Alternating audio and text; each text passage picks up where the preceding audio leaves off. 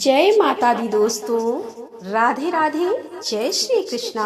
आप सभी का स्वागत करती हूँ अपने YouTube चैनल पर। आप सभी भक्तजनों पर माता रानी की कृपा बनी रहे। दोस्तों, आज हम सुनेंगे दुर्गा सप्तशती का 11वां अध्याय। देवताओं द्वारा देवी की स्तुति तथा देवी द्वारा देवताओं को वरदान देने का वर्णन किया गया है। महर्षि मेधा कहते हैं, दैत्य के मारे जाने पर इंद्रादि देवता अग्नि को आगे कर के कात्यायनी देवी की स्तुति करने लगे। उस समय अभिष्ट की प्राप्ति के कारण उनके मुख खिले हुए थे। देवताओं ने कहा, हे शरणागतों के दुख दूर करने वाली देवी, तुम प्रसन्न हो। हे संपूर्ण जगत की माता, तुम प्रसन्न हो।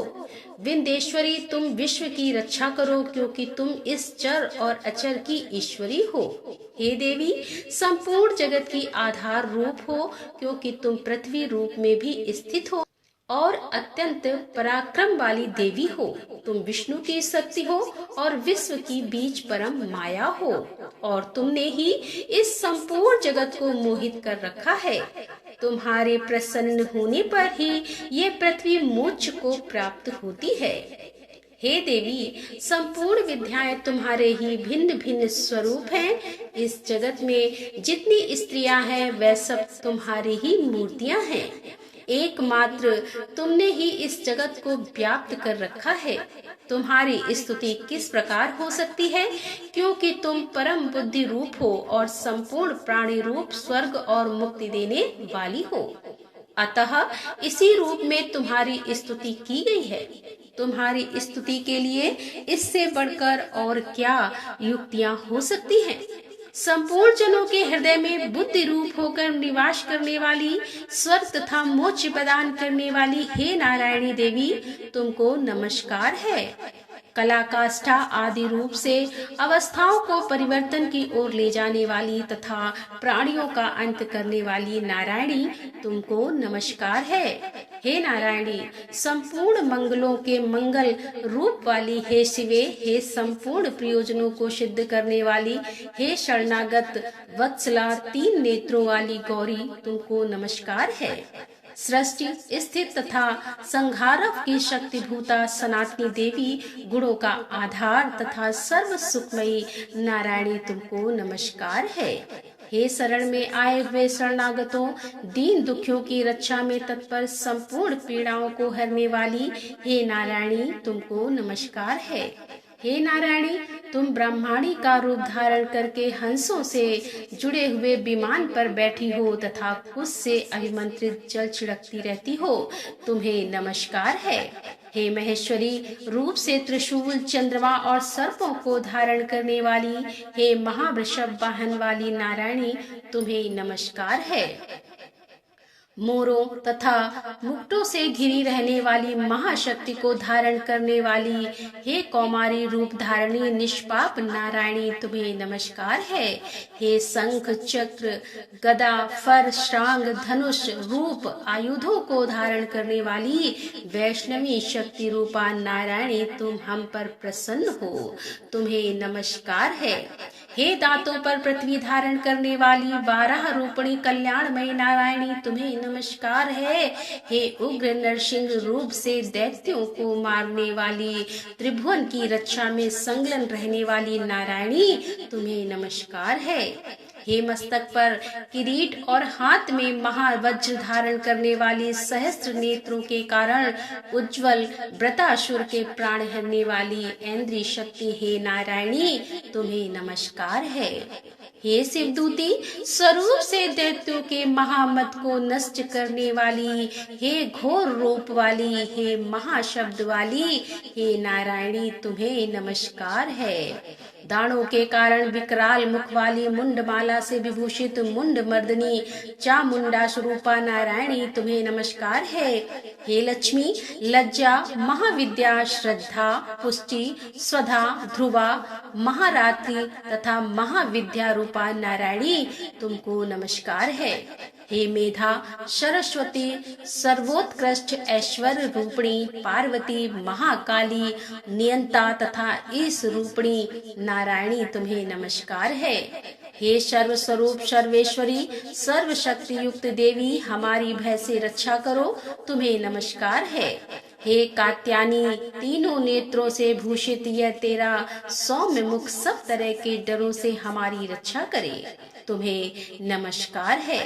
हे भद्रकाली, ज्वालाओं के समान भयंकर, अति उग्र एवं संपूर्ण असुरों को नष्ट करने वाला तुम्हारा त्रिशूल हमें भय से बचावे, तुमको नमस्कार है। हे देवी, जो अपने शब्द से इस जगत को पूरित कर दैत्यों के तेज को नष्ट करता है, वह आपका घंटा इस प्रकार हमारी रक्षा करे, जैसे कि माता अपने पुत्रों की रक्षा करती है। हे चंडिके, असुरों के रक्त और चर्बी से चर्चित जो आपकी तलवार है, वह हमारा मंगल करे, हम तुमको नमस्कार करते हैं। हे देवी, तुम जब प्रसन्न होती हो तो संपूर्ण रोगों को नष्ट कर देती हो, और जब रुष्ट हो जाती हो तो संपूर्ण वांछित कामनाओं को नष्ट कर देती हो। और जो मनुष्य तुम्हारी शरण में जाते हैं, उन पर कभी विपत्ति नहीं आती, बल्कि तुम्हारी शरण में गए हुए मनुष्य दूसरों को आश्रय देने योग्य हो जाते हैं। अनेक रूपों से बहुत प्रकार की मूर्तियों को धारण करके इन धर्मद्रोही असुरों का तुमने संहार किया है, वह तुम्हारे सिवा कौन कर सकता था। चतुर्दश विद्याएं, 60 शास्त्र और चारों वेद तुम्हारे ही प्रकाश से प्रकाशित हैं, उनमें तुम्हारा ही वर्णन है। और जहाँ राक्षस, विषैले सर्प, शत्रुगण हैं, वहाँ और समुद्र के बीच में भी तुम साथ रहकर इस विश्व की रक्षा करती हो। हे विश्वेश्वरी, तुम विश्व का पालन करने वाली विश्व स्वरूपा हो, इसीलिए संपूर्ण जगत को धारण करती हो। इसीलिए ब्रह्मा, विष्णु, महेश की भी वंदनी हो। जो भक्ति पूर्वक तुमको नमस्कार करते हैं, वह विश्व को आश्रय देने वाले बन जाते हैं। हे देवी, तुम प्रसन्न हो और असुरों को मारकर जिस प्रकार हमारी रक्षा की है, ऐसे ही हमारे शत्रुओं से सदा हमारी रक्षा करती रहो। संपूर्ण जगत के पाप नष्ट कर दो और पापों तथा उनके फल स्वरूप होने वाली महामारी आदि बड़े बड़े उपद्रवों को शीघ्र ही दूर कर दो। विश्व की पीड़ा को हरने वाली देवी, शरण में पड़े हुए पर प्रसन्न हो। त्रिलोक निवासियों की पूजनी परमेश्वरी, हम लोगों को वरदान दो। देवी ने कहा कि हे देवताओं, मैं तुमको वर देने को तैयार हूँ, आपकी जैसी इच्छा हो वैसा वर मांग लो, मैं तुमको दूंगी। देवताओं ने कहा कि हे सर्वेश्वरी, त्रिलोकी के निवासियों की समस्त पीड़ाओं को तुम इसी प्रकार हरती रहो और हमारे शत्रुओं को इसी प्रकार नष्ट करती रहो। देवी ने कहा कि वैव स्वतः मनवंतर के 28वें युग में 2 और महा असुर शुंभ और निशुंभ उत्पन्न होंगे। उस समय मैं नंद गोप के घर में यशोदा के गर्भ से उत्पन्न होकर विंध्याचल पर्वत पर शुंभ और निशुंभ का संहार करूंगी। फिर अत्यंत भयंकर रूप से पृथ्वी पर अवतीर्ण होकर मैं वैप्रचित नामक दानों का नाश करूंगी। उन भयंकर महाअसुरों को भक्षण करते समय मेरे दांत अनार पुष्प के समान लाल होंगे। इसके पश्चात स्वर्ग में देवता और पृथ्वी पर मनुष्य मेरी स्तुति करते हुए मुझे रक्त दंतिका कहेंगे। फिर जब 100 वर्षों तक वर्षा न होगी, तो मैं ऋषियों की स्तुति करने पर आयोनिज नाम से प्रकट होंगी और अपने 100 नेत्रों से ऋषियों की ओर देखूंगी। अतः मनुष्य शताक्षी नाम से मेरा कीर्तन करेंगे। उसी समय मैं अपने शरीर से उत्पन्न हुए प्राणों की रक्षा करने वाले शाखों द्वारा सब प्राणियों का पालन करूंगी और तब इस पृथ्वी पर शाकंभरी के नाम से विख्यात होंगी। और इसी अवतार में मैं दुर्ग नामक महाअसुर का वध करूंगी और इसमें मैं दुर्गा देवी के नाम से प्रसिद्ध होंगी। इसके पश्चात जब मैं भयानक रूप धारण करके हिमालय निवासी ऋषियों महर्षियों की रक्षा करूंगी, तब भीमा देवी के नाम से मेरी ख्याति होगी। और जब फिर अरुण नामक असुर तीनों लोगों को पीड़ित करेगा, तब मैं असंख्य भ्रमरों का रूप धारण करके उस महादैत्य का वध करूंगी। तब स्वर्ग में देवता और मृत्यु लोक में मनुष्य मेरी स्तुति करते हुए मुझे भ्रामरी नाम से पुकारेंगे। इस प्रकार जब जब पृथ्वी राक्षसों से पीड़ित होगी तब तक मैं अवतरित होकर शत्रुओं का नाश करूंगी। बोलो माता रानी की जय।